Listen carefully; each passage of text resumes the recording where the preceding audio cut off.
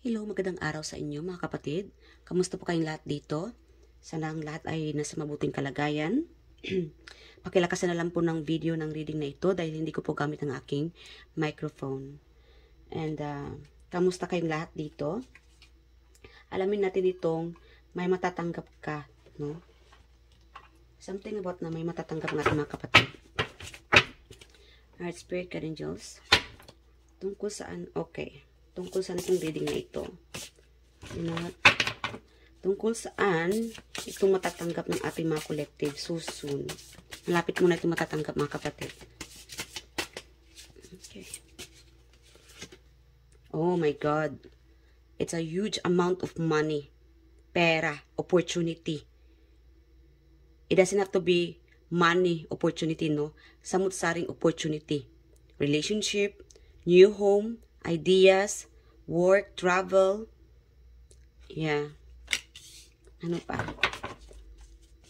Tungkol saan pa ito, kapatid? Papa Jesus, Mama Mary, Angels. I'm sorry, guys, Pati si, si Universe, natawagan ko ng kapatid. Anyway. Tungkol saan pa itong matatanggap ng ating mga collective? Oh, wish fulfillment. Yung mga hope ninyo.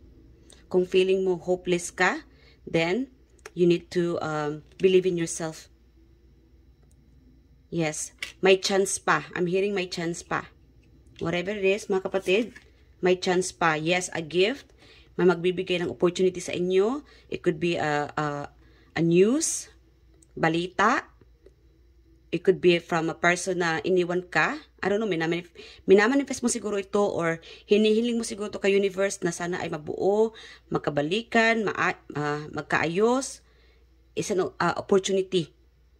Like again guys, may money opportunity, door opportunity, new beginning, panibagong panimula, pagtutulungan. Yes, wish come true. Guys, kung ano itong hinihiling mo kay universe na matatanggap mo, pera, kung ano-ano, no? News, itago mo muna. Huwag mo munang i-publish sa public. Lalong-lalo na kung ikaw itong superstar, marami kang mga viewers, maraming tumatangkilik sa inyo, you could, like again, may pagka-celebrity, huwag mo munang i-publish itong mga na-achieve mo, itong mga good news. Yeah. Okay. Yes. 5 of Wands. Pinaghirapan mo to. Marami kang mga pagsubok na dinaranas, pinagdadaanan. And now, it's time to receive this new beginning. Panibagong panimula. Abundant. Kung gusto mo magkaanak, hinihiling mo to kay universe, meron naman dito magkakaanak. Kung ayaw mo magkaanak, then, you know what you have to do. Okay? Meron dito magbabalik. Meron naman itong support. Money support or childhood friend or a person na siyang tutulong sa inyo. May magbabalik. Meron naman itong wish fulfillment. Like again, kung feeling helpless ka, hopeless ka, then it's about to happen soon. Yeah. Like again, guys, paalala ko lang, whatever you receive, could be 4 days, in 2 weeks, anytime. Kasi meron tong oras na lang yeah. It's like counting down. Dapat talaga tumahimik ka muna. Huwag mo munang ibalita sa iba. Dahil ito ay baka magkukos ng gulo, away, conflict, misunderstanding, struggle. Yes, baka nanakawan ka pa ng mga tao. Betrayal. Whatever it is na matatanggap mo, an opportunity, money, career, person, family, gift, work, business. Yes, manahimik na muna tayo. Alright? Para iwas na nakawin, betrayal, pagsisinungaling, conflict, gulo. Yeah. May mga pros and cons. So, yeah, may mga reason din dapat talaga hindi muna ipagkalat or isabi sa iba, no? Ipaalam sa iba or i-public yung mga na-achieve mo. Okay? So, temporary muna mga kapatid. Kailangan maging pasensyoso ka muna before you let anybody know yung mga na-achieve mo or ano yung mga good news na natatanggap mo. This will be a huge impact for you and your family, lalo na sa mga anak mo. Whatever it is, kung ano man ito minamanifest mo, hinihili mo kay universe, ibibigay ito sa inyo. Malapit na.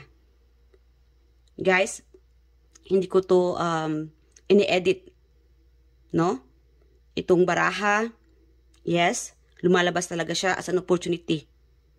New beginning, a huge impact sa iyong career, finances, family, sa iyong mga anak, healing, congratulations, there could be healing for you sa mga taong sinaktan ka, binitray ka, moving on, or meron kasi ditong, maybe whoever betrayed you from the past, kasi meron dito magbabalik from the past, or someone from the past will treat you differently.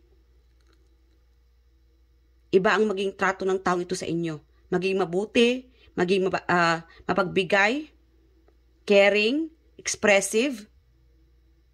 It will be different for you. So, at this moment, whenever you receive this good news, kasi meron itong anytime na matatanggap mo. A good news, big changes, new beginning, opportunity, money. Yes. Temporary. Huwag muna nating ibalita sa iba or public. Yeah, kasi may mga tao, mahirap din kasi magtiwala sa panahon ngayon. Lalo na kung usapang opportunity, pera, or anything, no? Baka magkaroon pa ng misunderstanding. Especially pagdating sa pera. Sabihin natin mananalo ka ng lottery. This could be the time na may mananalo sa inyo a huge amount of money. Mamaya magbigay ako ng numero sa inyo as extra, no? Baka malay ninyo, sortihin pala kayo dito. Again, thank you guys sa lahat ng mga tumatangkilik, ano? Yes, meron kasi ditong paglilipat. Pagka matanggap mo itong opportunity nito, meron itong maglilipat. It could be work opportunity or a huge amount of money. This is timeless reading, mga kapatid, ha? An opportunity, wish come true. It could be material things na matatanggap mo. Yes, you'll be feeling wish fulfillment. Feeling mo na finally nakaahon ka na rin sa hirap. Sa hirap ng it could be relationship, no? Na naghihirap ka emotionally or sa person. It could be family, relationship. Mixed reading tayo dito, ha. Meron naman ito finances. Hirap na hirap ka soon. 5 days, weeks. Kasi meron tayo ditong 5, 7, 4, 12, or anytime. Yes, itong pinaghihirapan mo, itong mga conflict, you will be feeling healed. Meron itong healing na emotionally, physically, or healing from the past. Keep going, guys, mga kapatid. Keep moving forward. Focus na lang kayo sa inyong finances, sa mga anak, sa pinapangarap mo. Kasi the more na focus ka dito, the more na lumalapit ito sa inyo. An opportunity. It's like an affirmation. Manifestation. It's happening. Okay? Ano pa? Alright, spirit guardians. Like again, meron itong biglaang matatanggap, ano?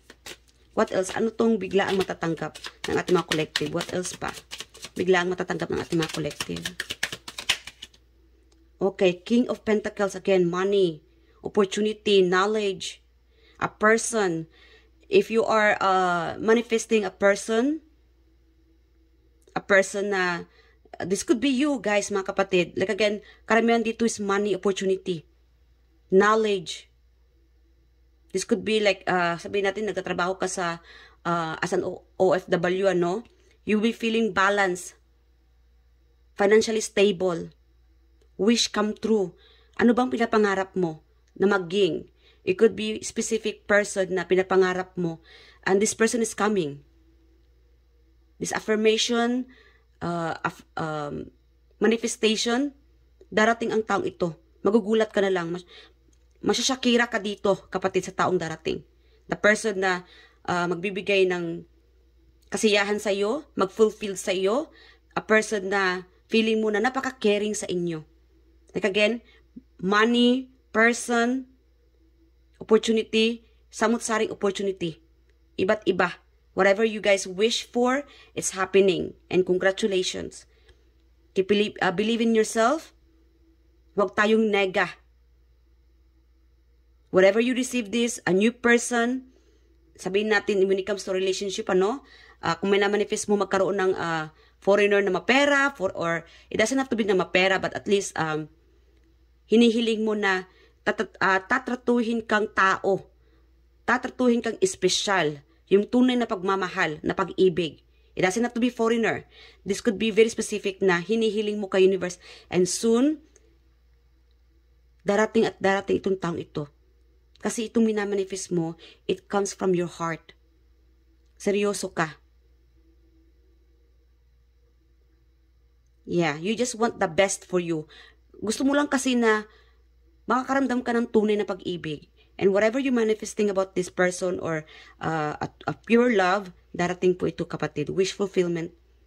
Ang taong makakatulong sa iyo financially, ang taong makakaahon sa inyong kahirapan. Yeah. Siguro through chat, through messages, LDR, long distance, or somehow itong taong ito, it could be boss energy, a boss, a person na may pera, a person na mabait. Kung nagkakaroon ka ng problema financially, sa work, business, o sa pamilya, sa mga anak, this person, minamanifest mo, even if somehow is sabihin natin na mag-reach out ka sa taong ito dahil kailangan mo ng pera or emotional support, itong taong ito magre-respond. Itong taong ito ay darating. Ma-appreciate ka. Ma-appreciate mo rin siya. May pagtutulungan dito. Yeah. Alright, let's get this opportunity. Kuha tayo ng mga zodiac signs. This could be you or the person na darating. Oh, the 10th, could be 10 days. Ano pa? Opportunity, spirit guide angels. Zodiac sign. Let's get more zodiac sign. Again, confirm guys, on the 10. Number 10. Oh, baka ngayon na, now na. The 10th. Yeah. This video is taken during the 10th of October. Yeah, so it doesn't have to be October 10, no, but again, anytime. 10 plus, again, 10.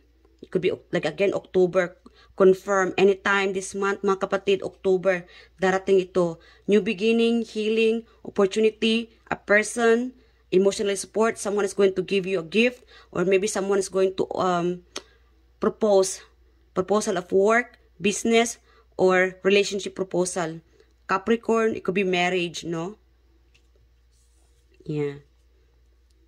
Meron kasi ditong feeling stable. Maging stable ka, especially for this month of October. Cancer, this could be you or the person na darating, or itong opportunity na matatanggap mo. Virgo. So, we have October, Capricorn, Cancer. Pahabol ko lang. It could be Libra and Scorpio. Yeah. Ano pa nga ba? So, yeah, we have here water sign, air sign, earth sign, and fire sign, and Aquarius. Yeah. So, this could be you or the opportunity matatanggap ninyo, or it could be the person, no, na darating para makatulong sa inyo at siya makaahon sa inyong kahirapan, or you might be receiving healing from this person. A person from the past could be, or a new person, kasi mixed tayo dito. A past and a new coming. Yeah. So, yes or no na tayo bago mag-end ang reading na ito. I do hope guys nag-enjoy ka sa reading na ito, ano. So post nyo muna ang reading na ito and ask any question and the answer will be yes or no. Sorry guys ha, medyo scratchy yung boses ko. Nag-iba na naman kasi yung weather dito sa ibang bansa. So uso na naman itong ubo, sipon. So ready natin mga ano, yung mga gamot-gamot, ano. Ay, spirit guardian, yes or no sa ating mga collective. Yes. Curiosity. Again, you'll be receiving knowledge, clarity, delayed news, patient needed. So again guys, itong hinihintay mong news, it could be work related, whatever you guys are waited for, darating na ito. It might take time.